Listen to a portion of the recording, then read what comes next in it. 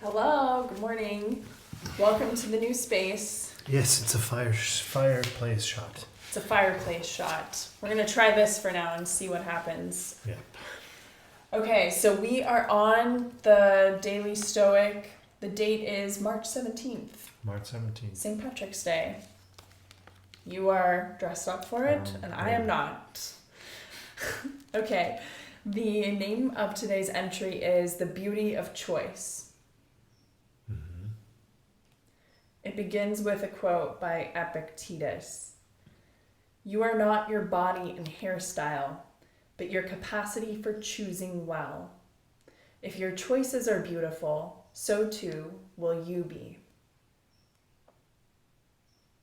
That's it? Mm-hmm. What do you think?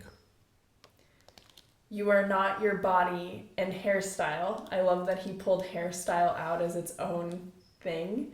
But the body and maybe like how you dress it up and how you present it to the world.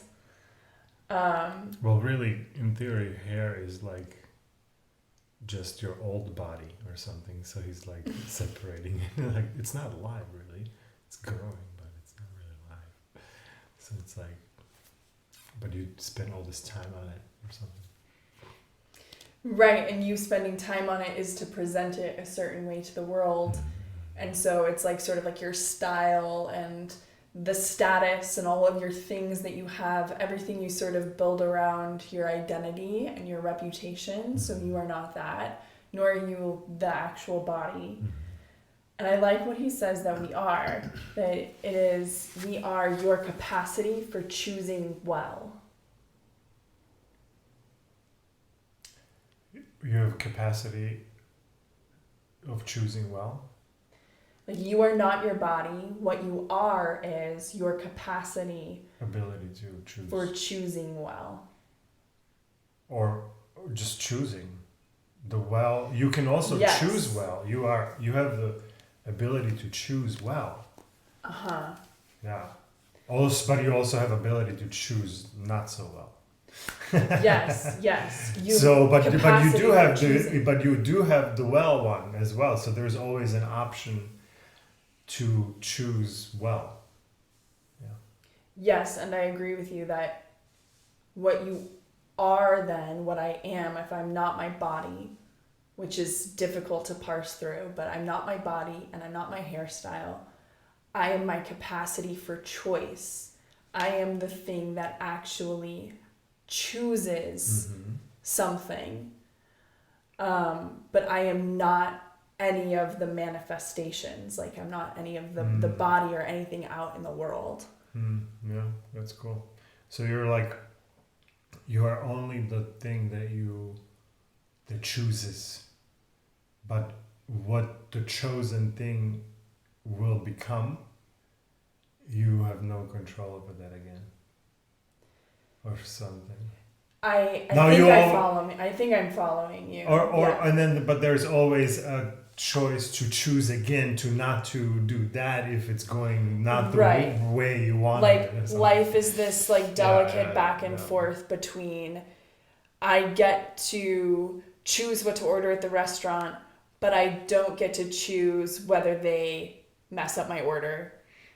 I get to choose how I deal with my order once it's messed up, but I don't get to choose my waiter's reaction to that or something. So like life is this delicate back and forth between choose, accept something else happening. Okay, make another choice. Okay, accept what happens.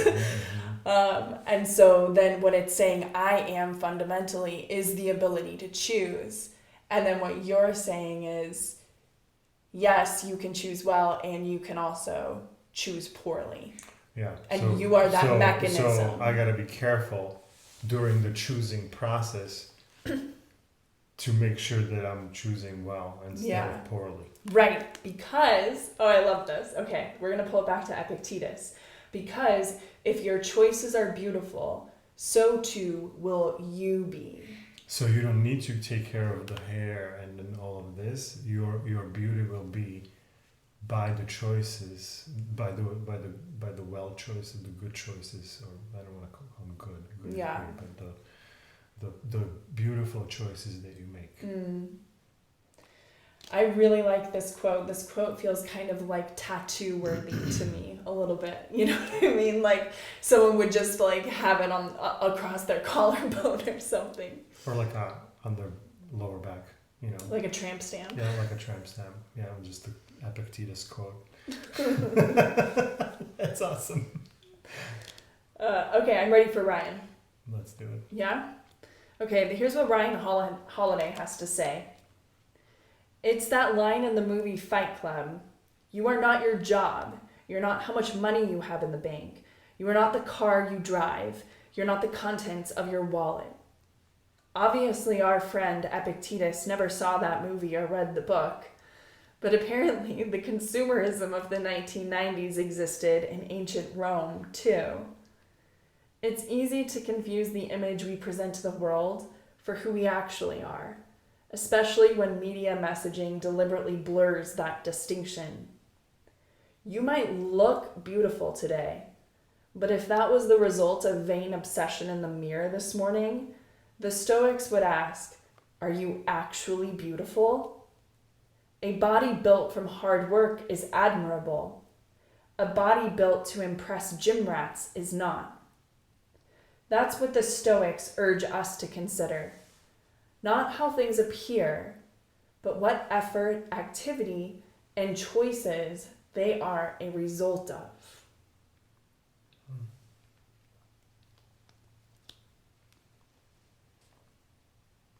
That's cool.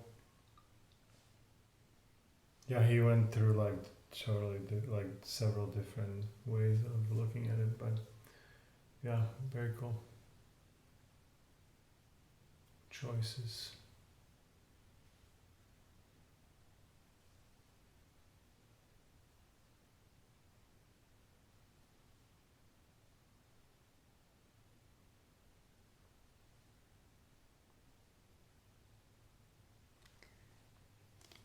I really like the last sentence here that says, well, two sentences. That's what the Stoics urge us to consider, not how things appear, but what effort, activity, and choices they are a result of. And I'm liking this because it's making me think about not just evaluating my own choices. Like Epictetus's quote for me was like all about like, who am I? Well, I'm my capacity to choose, so let me make sure I'm choosing well. But then what I'm also seeing with Ryan is he's like kind of busting this out to like how we see other people too, because like we can also be kind of duped by the disguise that other people put on of their status and power in the world, and we can look at them and think, you know, this is a beautiful person because they spent all this time in the gym. And so I'm also seeing from him like, hey, like look beyond what other people are presenting to you and look to see what choices produced this thing that they're presenting to the world. And that is actually how you should be judging their character. So it's not like she's so hot. If you have the ability to see into that, you know what I mean? Because a lot of people are showing, like I was thinking about like cars. Like people buy like nice clothes and nice cars, and they are presenting this lifestyle that they're living. They have a boat, they have a nice house, right? And they're saying, I chose to purchase all of this because like that's my good choice or something, right? And then people say, wow, they chose to buy that car at some point, right? They said, I chose to buy a Ferrari. I chose to buy this house, right? So there was those choices were being made. But are those choices made, are those well choices or are those not good choices, right? Because they are ultimately there. Sure, you can enjoy driving Ferrari, but are you really enjoying driving Ferrari, or is it about how you want to what other people think when they see you driving? What you think other people think when they see you driving the Ferrari. Yeah. And they do think that whatever you think that they're thinking, wow, that guy has a lot of money. He made some good choices. He made some good decision in his life. Look how he's presenting it, right? But like he also made those choices to present himself that way to others or something. Like you have like Warren Buffett, right? Like living in the house that he bought in like, I don't know, 1950s or something crazy. Like, or like drives like crappy cars, like, because it's not about that. It's about this other thing, right? So that's interesting. That's what, when you were saying that, I was coming up with these cars, like how, like, oh, we buy a nice car to enjoy it, sure, but then also do this presentation. What are your real motivations? Right. And so maybe then there's also something to be said here of how difficult it can be to know what your motivations really are. Like sometimes we can deceive ourselves and we don't even know ourselves what they really are. But then also, like, culturally, perhaps we're a bit confused about what makes a good choice, because we're sort of calibrated towards the idea of success as having a lot of money and sort of signaling to other people the signs of wealth via the cars and the toys and the gadgets. And the style and that kind of stuff. And so I don't want to diss people with Ferraris. Like, no, please join us. No, but it's the because there might be like, hey, I'm just enjoying this. I can afford it. I can enjoy it. But if there is this other thing, like, behind I'm gonna show everyone. Like that's when it gets like little psychotic. And so you as the outsider really will never know. You don't know. It's only the person can say for certain, and even the person is maybe deceiving themselves because it's so easy to deceive ourselves. Right. Like for example, like Jerry Seinfeld driving Ferraris and loving Ferraris, or sorry, Porsches. He's all into Porsches.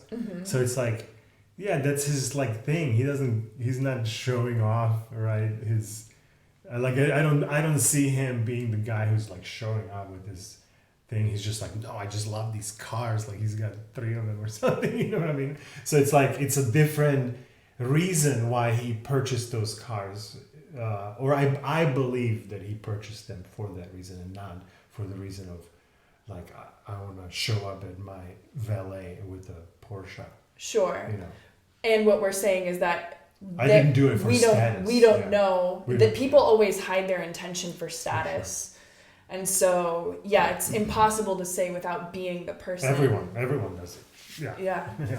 Like, I'm saying it because I do it, you know? And I try really hard not to, and I still do it all the time. So what is it like for somebody who is maybe just... starting on this path or isn't even interested in this path at all, which is most people. And so you would just have to assume that there is some element of kind of wanting to hide the status motivation underneath a lot of what we're doing. Yeah. And so I guess like that for me is maybe my big takeaway from this today is kind of trying to get a more true sense of my motivations, like what's really driving my want to achieve X or get Y or something like that. And I think if I don't know for certain, but it seems that if I can really look at my motivations clearly, I will already have a sense of what's a good decision and what's a bad decision. and then I can direct. Based on some goal setting, you will be kind of, you already set the path, and so your decisions will hopefully flow with that path somehow. Like every time you're making a decision, you have that goal in mind. So to make the good decision. Good decision.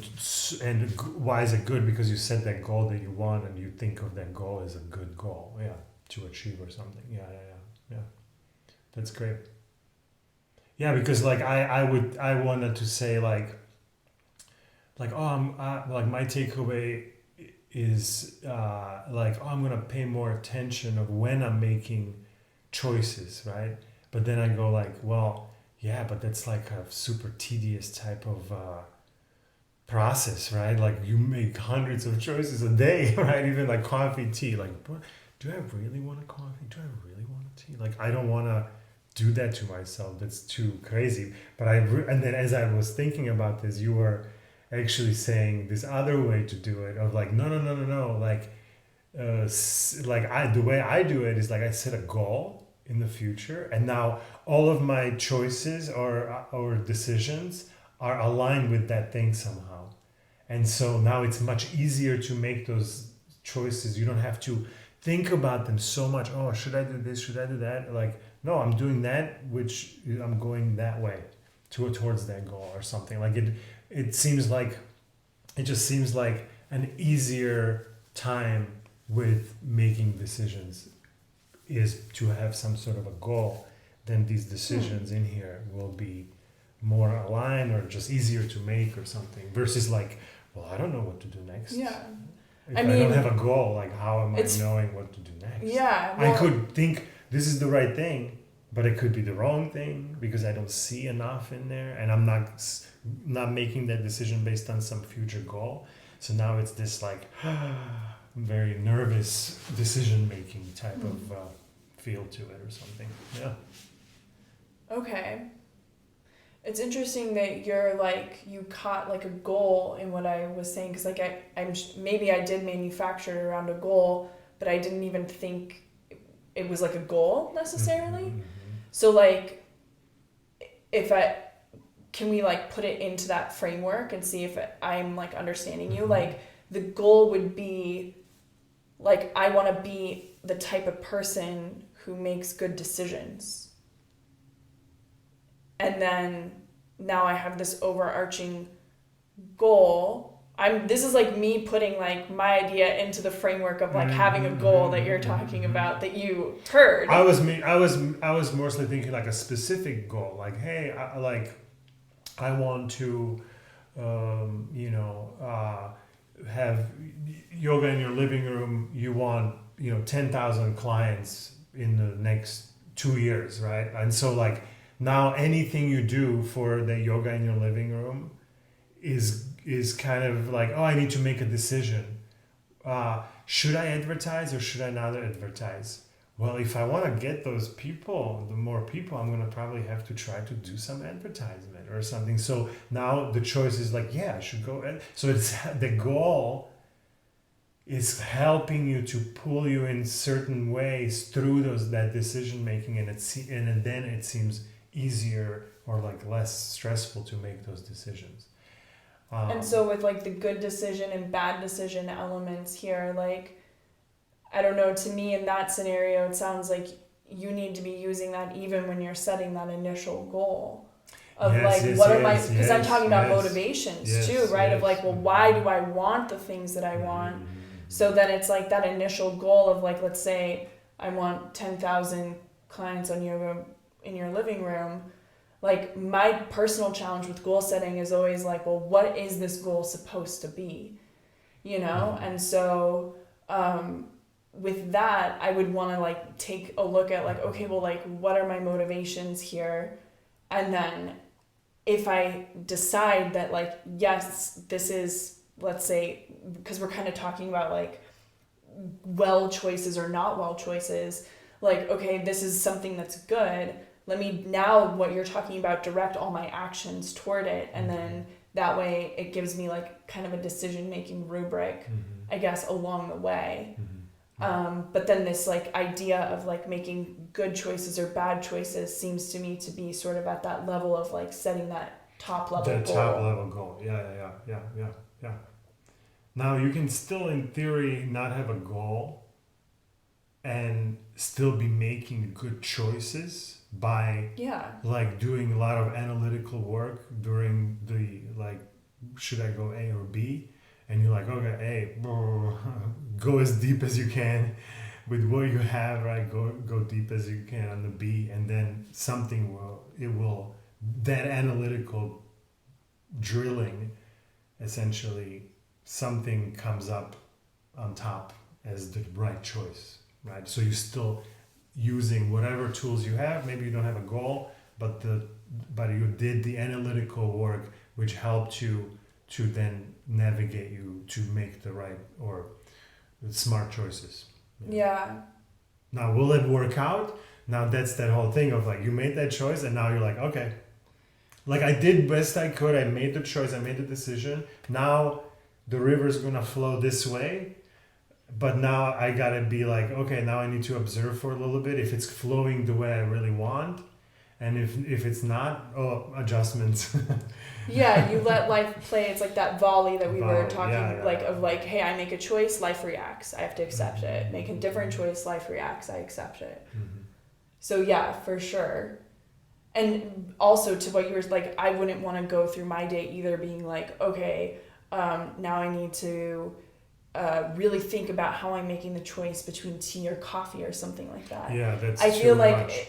It's not about that necessarily. It's that's not about micromanaging. Exactly. It's like it's more so I feel like about like looking at these bigger choices that we have, and like not even bigger in terms of like, oh my gosh, this is a big event or project I need to figure out, but even bigger in the sense of like, okay, somebody has a reaction toward me that I don't like and that they've had before, and it's like a pattern, and I've always reacted in my pattern back to them, and now they're showing me this pattern again, and I have a choice of whether I'm going to continue my pattern or do something new. And so I feel like it's those choices, which are also hard to catch, like as you're like in these interpersonal dynamics, like this happens between us all the freaking time. But maybe it's like, those are like, I think probably the juiciest opportunities to apply some of this stuff in terms of choice. Yeah. Awesome. You guys let us know what you think. This will be helpful to have your opinion on this. Inputs about like, it's hard to get what do you guys think about these subjects? So yeah. All right. Until then. We'll see you soon.